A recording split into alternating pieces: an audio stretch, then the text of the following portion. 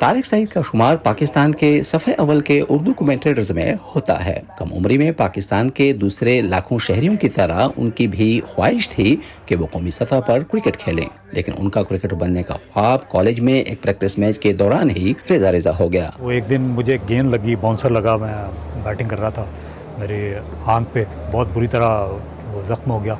تو بعد میں یہ ہوا کہ بیٹنگ کرنا مشکل ہو گئی تھی۔ آپ بالر جب آپ کو بالنگ کرتا تھا تو آپ کو لگتا تھا کہ وہ ایک نہیں دو تین بالر آ رہے ہیں، تو اس لیے پھر کرکٹ اور بیٹنگ چھوڑنا پڑی۔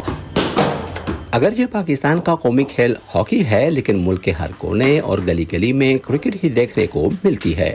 طارق سعید اس کھیل کی پذیرائی اور اس کے مقبول ہونے میں اردو زبان میں کمنٹری کے کردار کو اہم قرار دیتے ہیں۔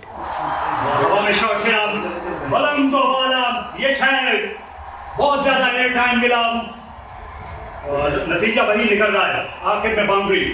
یہ پاکستان میں کرکٹ جو عام آدمی تک پہنچی ہے، اس میں جو ریڈیو یا ٹی وی پہ جب اردو کامنٹری شروع ہوئی تھی تو اس وقت عام آدمی نے اس کھیل کو سمجھنا شروع کیا تھا، مگر پہلے یہ لاہور کراچی تک ہی کھیل تھا۔ اگر آج ساہیوال سے یا بورے والا سے یا کسی دور دراز علاقے سے کے پی کے کسی علاقے سے سوات سے کرکٹرز آ رہے ہیں تو اس میں ایک اردو کامنٹری کا بھی ایک عمل دخل ہے ٹی وی کوریج کے ساتھ ساتھ۔ طارق سعید کے مطابق کمنٹری کے روایتی انداز میں اب تبدیلی آ چکی ہے۔ کھیل سے آپ کو پوری آگاہی ہونی چاہیے، کیونکہ آج کل ٹی وی ہو، ریڈیو ہو، اب وہ روایتی جو کامنٹری تھی اب اس سے چیزیں جو ہیں وہ آگے جانے لگی ہیں، تو آپ کا جو لسنر ہے یا آپ کا جو ویور ہے وہ آپ سے کچھ زیادہ ایکسپیکٹ کر رہا ہوتا ہے، تو اس لیے آپ کو براڈ کاسٹنگ سکلز ہونا وہ بہت ضروری ہے۔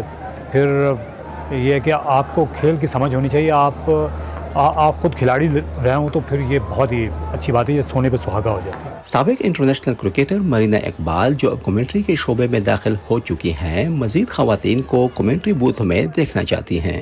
I think کہ یہ بہت ضروری ہے کہ ان کو جتنے زیادہ میچز دیا جائیں، ڈومیسٹک دی جائیں، انٹرنیشنل سیریز دی جائیں، لیگز دی جائیں، جتنا یہ ہم لوگ کریں گے اتنا ایکسپیرینس بھی آئے گا اور اوبویسلی ایکسپوجر ملے گا تو لوگ زیادہ اٹریکٹ ہوتے ہیں اور انسپائر بھی ہوتے ہیں۔ طارق سعید کے مطابق سال 2009 میں سری لنکن کرکٹ ٹیم پر حملے کے بعد پاکستان میں بین الاقوامی کرکٹ پر عارضی پابندی کے ساتھ ساتھ اردو کمنٹری کا شعبہ بھی بحران اور انحطاط کا شکار ہو گیا تھا۔